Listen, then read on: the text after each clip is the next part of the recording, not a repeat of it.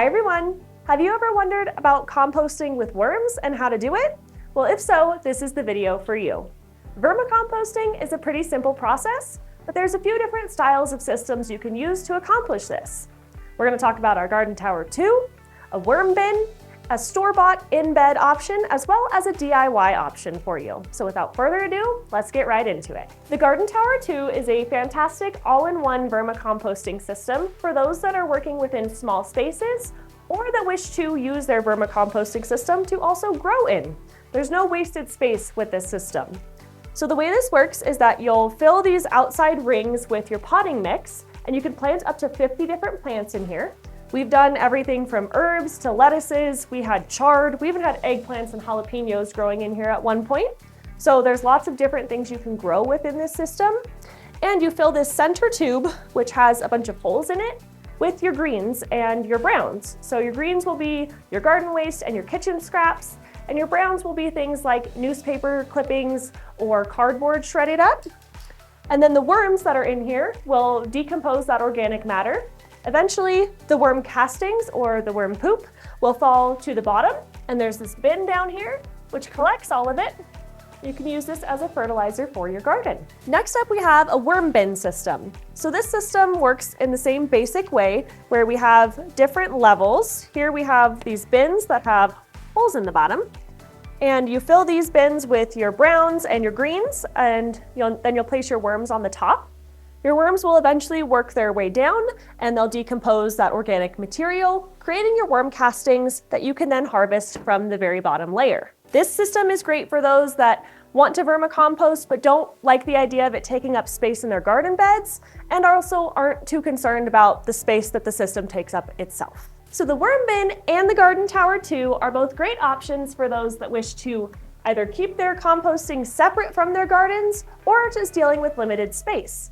But you can vermicompost directly in your garden beds. Subpod is a great option for those that are looking for something that's store-bought and quick to set up. But for our more budget-conscious folks or our DIYers, you can make your own. So we're going to do that today using just a bucket. So here I have a 5-gallon bucket, but you can really use any type of a bucket or bin that you'd like as long as it has a lid. This is very important. I purchased mine from our local hardware store in the paint supply section, and it cost me about $10. That's about all this project is going to cost me besides the cost of my worms. So what I'm going to be doing is drilling holes in the bottom 2/3 of this bucket using a 1/2-inch drill bit. This will allow for drainage and ventilation, and it will also allow our worms to come and go as they please. We're going to be placing this bucket in our garden beds so our worms can come, have a snack, and then go on their merry way throughout our garden beds and help to aerate our soil. All right, so now we've got our bucket with our holes. I've gone ahead and cleaned up the holes and rinsed out the bucket so there's not any plastic shards left in here. And we're gonna go ahead and dig a hole and bury it in our garden beds. When it comes to placement of a vermicomposting system, no matter whether you're using the standalone or an in-bed version, it's best to pick a location that's somewhat shaded because worms really like temperatures between 50 and 80 degrees and not much outside of that. So I'm gonna dig this down so we could fit our bucket in here. Looks about good. I wanna make sure that I leave the lid exposed out of the top of the soil so it's easier to use. Oh, and one other thing I wanted to mention. I've chosen to leave the bottom of my bucket solid. This way I can harvest the worm castings. If that's not something that you're really concerned about, you can go ahead and cut the entire bottom out of your bucket as well before you put it in the soil. So, got our bucket, we'll fill in around it, and then we're going to fill our bucket with some of our browns to create a little bit of a bedding for our worms, and then we'll start topping it with our garden waste.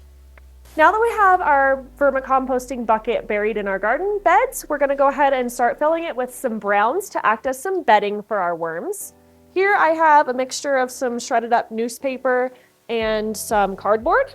You could also use coconut coir. But it is very important to be mindful of the amount of browns and greens that we're adding.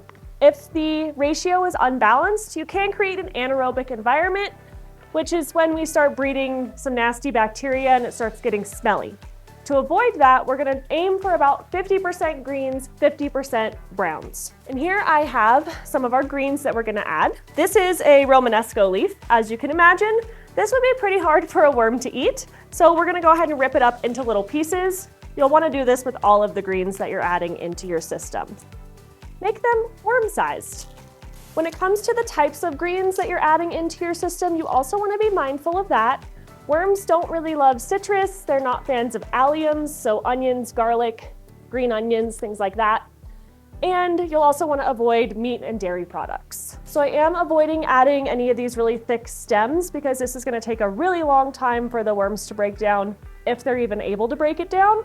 So this is going to go in our outside compost bin and just decay naturally over time.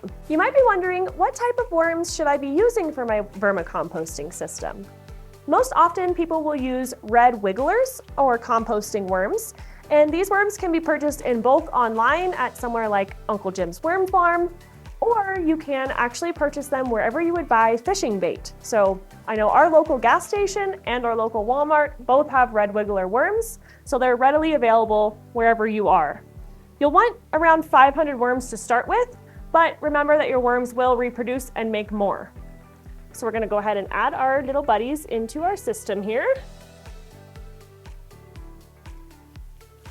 The worms like to be moist but not wet, so I am going to wet this a little bit just to make sure that that bedding and newspaper is moist. And then we're going to put our lid on. So now that we've talked about the different types of vermicomposting systems, how to feed and maintain our worms, let's talk about how to utilize the worm castings, which is the whole reason that we're vermicomposting in the first place. I'm going to take our worm castings out of our drawer of our garden tower here. You can see we have a nice amount. And we're gonna go ahead and top dress our beds with this. So this is one of the ways to use your worm castings. You can go ahead and when you're amending your soil before you're planting, you can work this in with your compost. Your worm castings are gonna be really high in nitrogen, phosphorus, potassium, and other trace minerals that your plants really enjoy. If you already have your garden planted like we do here, we're just gonna take a little bit of our worm castings, sprinkle them around our plant, and just work them into the soil. If you're looking for a different way to utilize your worm castings, you can also make worm tea. You'll take some of these nice castings, place them in a watering can and fill it with water. Let it sit for about 2 days, and then you can water your plants directly with that really nice, rich fertilizer. One of the best things about using worm castings in your garden is that unlike many other manures, they're not hot, they won't burn your plants, and you can utilize them right away. Let's do a quick recap. So the Garden Tower 2 is a great option for those that are looking for some versatility, both for vermicomposting and gardening. A worm bin is great for those that are looking to save space, but also don't want to utilize the space in their garden beds. Or you could go with an in-bed system so that you can get the maximum benefits from your worms. No matter which system you choose, vermicomposting is a great way to reduce your waste, improve your garden soil, and grow happier and healthier plants. Whether you're going with a more high-tech system like a garden tower or a simple DIY option, you're making a positive impact on your garden and the environment. If you're ready to start composting with worms, pick the system that would work best for your space and your needs. Have you tried any of these systems out yourself? Please leave us a comment down below and let us know how vermicomposting works in your garden. Like and subscribe so that you can find more gardening tips from us, and thank you so much for watching. We'll see you soon.